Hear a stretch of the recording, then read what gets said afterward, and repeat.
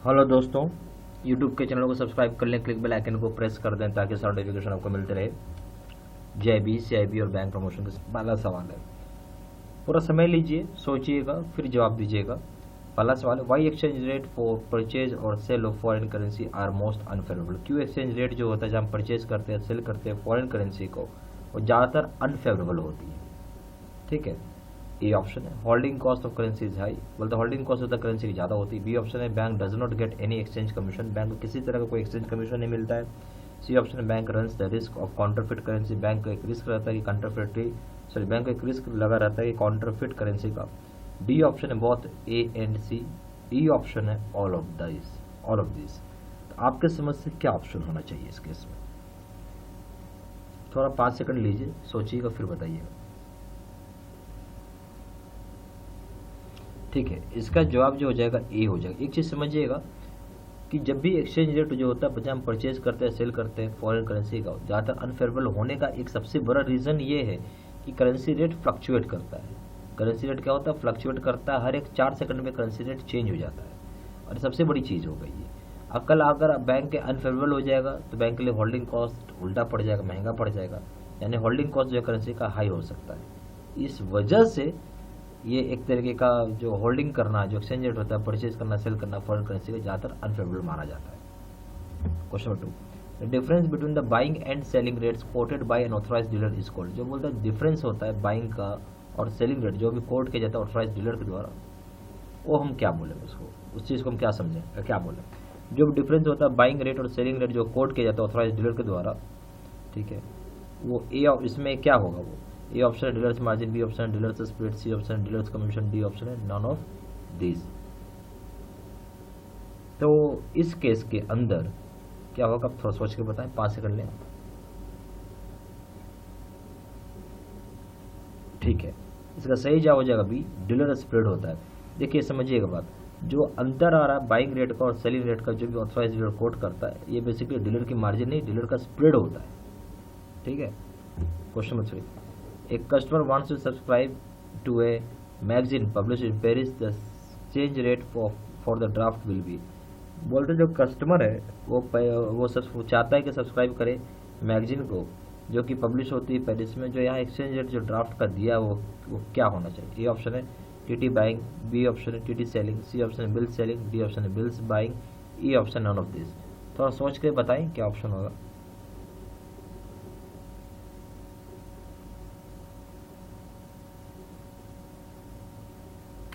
ठीक, इसका जो सही जवाब हो जाएगा वो हो जाएगा टीटी सेलिंग रेट। ठीक है, टेलीग्राफिक ट्रांसफर सेलिंग रेट होता है, टीटी सेलिंग रेट।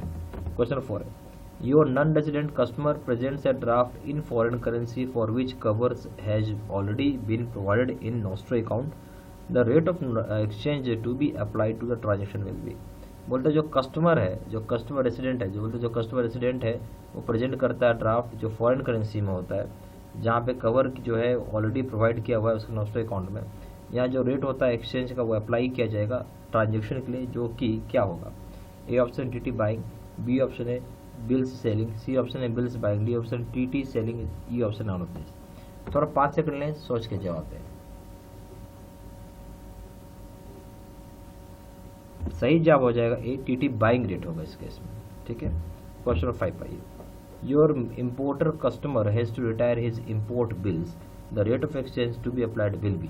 बोलो जो आपका इम्पोर्टर कस्टमर होता है वो चाहता है कि जो आपका इम्पोर्ट बिल है वो रिटायर हो जाए, जो यहाँ रेट होता है एक्सचेंज का जो अप्लाई किया जाएगा वो क्या होगा यहाँ पे? ए ऑप्शन है बिल्स बाइंग, बी ऑप्शन है टीटी सेलिंग, सी ऑप्शन है बिल्स सेलिंग, डी ऑप्शन है टीटी बाइंग, ई ऑप्शन है नॉन ऑफ दिस। आपके समझ से इसमें क्या होना चाहिए सही ऑप्शन?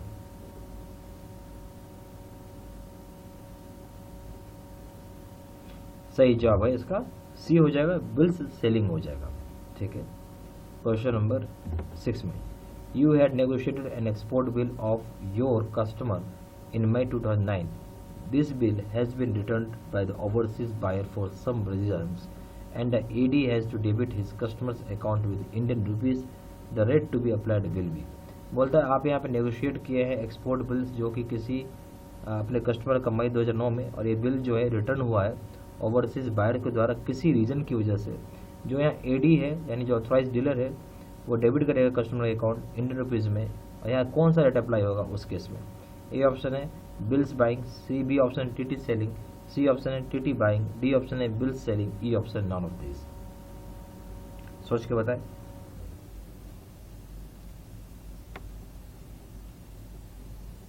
ठीक है, इसका सही जवाब हो जाएगा बी हो जाएगा, टीटी सेलिंग रेट अप्लाई होगा यहाँ पे। ठीक है, क्वेश्चन नंबर 7 में ये, on which of the following TT buying rate will not be applied, बोलते इनमें से किस जगह पे टीटी बाइंग रेट अप्लाई नहीं हो पाएगा?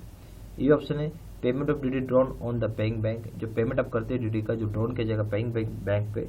बी ऑप्शन है cancellation of outward TT MT, जो आप कैंसिल करेंगे outward TT MT. C option है conversion of proceeds of instrument sent for collections, जहाँ पे कन्वर्जन कर रहे हैं प्रोसीड्स को इंस्ट्रूमेंट से जो कि आप कलेक्शन के लिए भेजते हैं। डी ऑप्शन है purchase of foreign duty drawn abroad, अगर आप फॉरेन ड्यूटी जो फॉरेन में ड्रॉ होगा उसको परचेज करें आप, तो क्या कहाँ पे टीटी बाइंग रेट अप्लाई नहीं होता, ये सवाल था। सोच के जवाब दीजिएगा।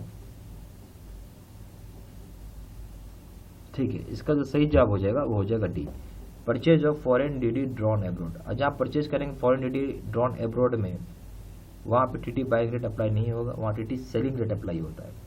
जबकि payment of duty drawn on paying bank पे टीटी बाइंग रेट अप्लाई होगा। Cancellation of outward TT MT में buying rate TT buying rate apply होगा।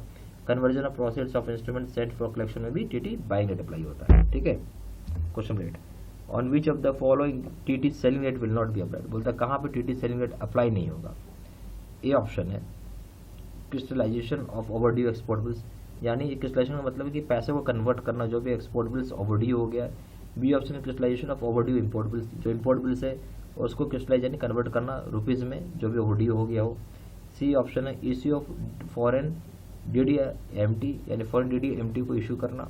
डी ऑप्शन है cancellation of outward TT MT, cancellation करना आउटवर्ड टीटी एमटी को कहाँ, और B option बहुत बी एंड डी कहाँ पे टीटी सेलिंग रेट अप्लाई नहीं होता वो बताना है आपको। 5 सेकंड लीजिए, सोच के बताइए।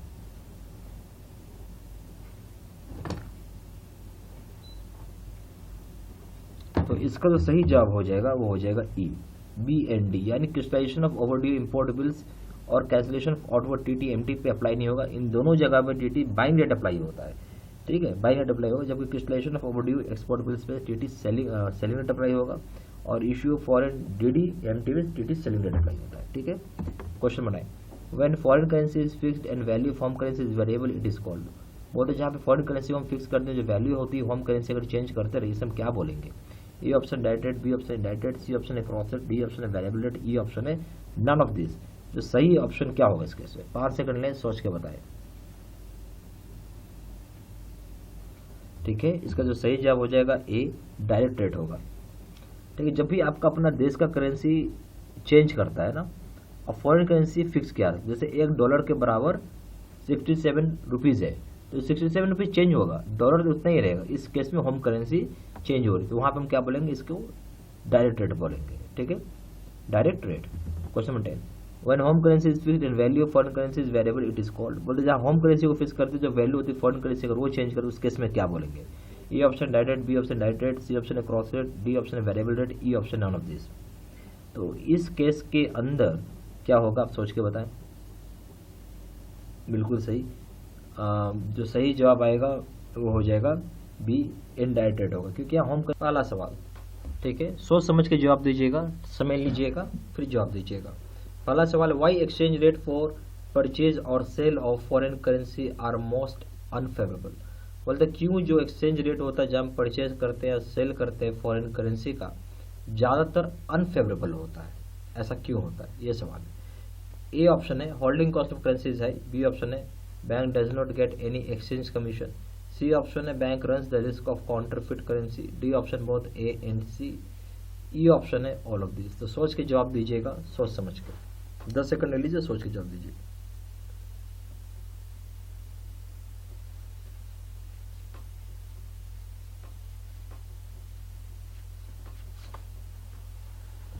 ठीक है, इसका जवाब हो जाएगा ए, होल्डिंग कॉस्ट करेंसी का ज़्यादा होता है। जो एक्सचेंज रेट है जहाँ पे परचेज करते हैं सेल करते हैं फॉरेन करेंसी ज़्यादा अनफेवरेबल क्यों है? कि होल्डिंग कॉस्ट जो होती है करेंसी वो बहुत ज़्यादा होती है, इस वजह से। दूसरा सवाल है, Bharat in India which type of rate is applied, in Bharat में कौन सा रेट चलता है, कौन सा रेट अप्लाई होता है? ए ऑप्शन है डायरेक्ट रेट, बी ऑप्शन है इनडायरेक्ट रेट, सी ऑप्शन है फिक्स्ड रेट, डी ऑप्शन है variable rate, E option none of this. 5 second लीजिए, सोच के बताइए।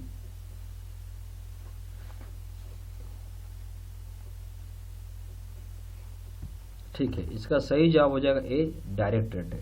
तो डायरेक्ट रेट में हम लोग क्या पढ़े हैं, क्या समझते हैं डायरेक्ट रेट में?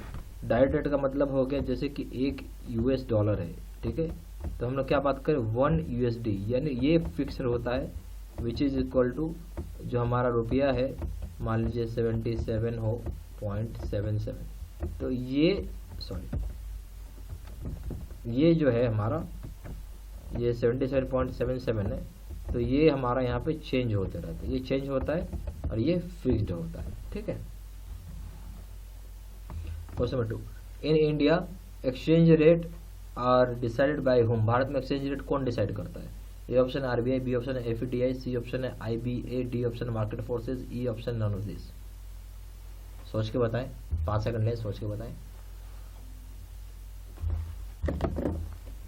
तो इसका जो सही जवाब हो जाएगा वो हो जाएगा डी, मार्केट फोर्सेस, यानी मार्केट फोर्सेस यहाँ पे डिसाइड करता है कि एक्सचेंज रेट क्या होगा। Question number 4, the quotation $1 is equal to 44.40 to 44.50 is, जो बोलता है जो कोटेशन होता है $1 इज इक्वल टू 44.40 से लेके 44.50 क्या है? ए ऑप्शन एवरेज रेट है, बी ऑप्शन इनडायरेक्ट रेट है, सी ऑप्शन डायरेक्ट रेट है, डी ऑप्शन क्रॉस रेट है, E option none of this है। आप 5 सेकंड लीजिए, इसका भी जवाब सोच के बताएं।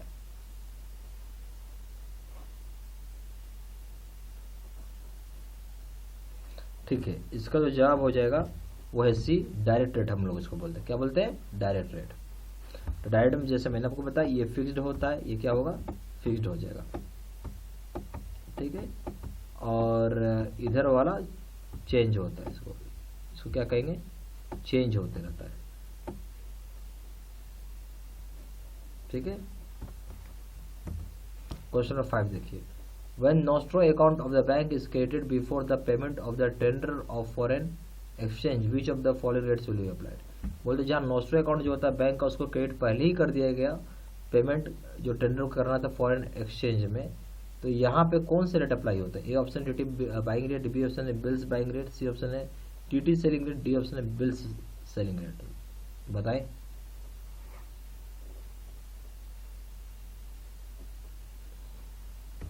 यह जो सही जवाब हो जाएगा वो हो जाएगा ए, टीटी बाइंग रेट लगेगा इसके ऊपर।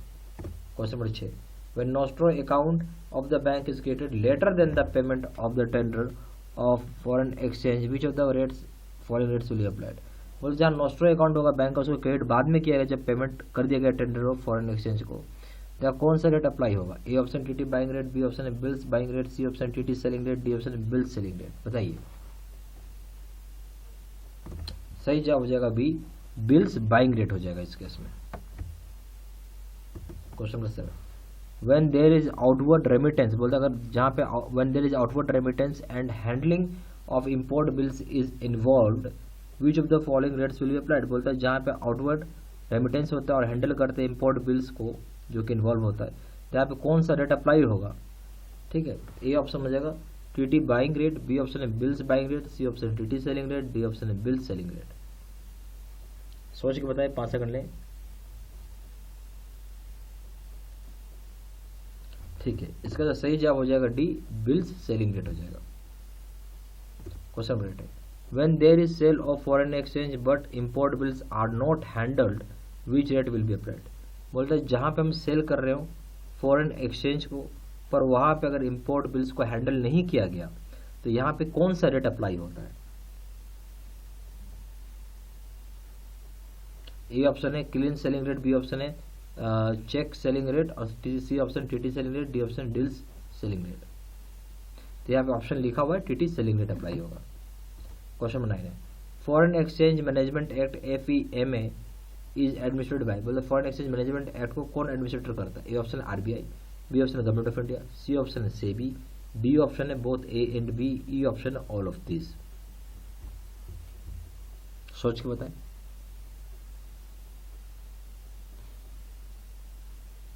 यहां हो जाएगा डी ऑप्शन हो जाएगा, बोथ ए एंड बी हो जाएगा, यानी RBI भी करती है और गवर्नमेंट ऑफ इंडिया भी करती है। Question number 10, a licence to deal in foreign exchange to authorised dealers is issued by, बोले जो लाइसेंस हम लोग देते हैं ताकि डील कर सके फॉरेन एक्सचेंज किसी भी ऑथराइज डीलर को, वो कौन इशू करता है, कौन उसको इशू करने वाला है। ए ऑप्शन है DGFT, बी ऑप्शन है FDAI, सी ऑप्शन है RBI, डी ऑप्शन है एक्सिम बैंक, ई ऑप्शन है बोथ A एंड C। सोच के बताएं इसका आंसर।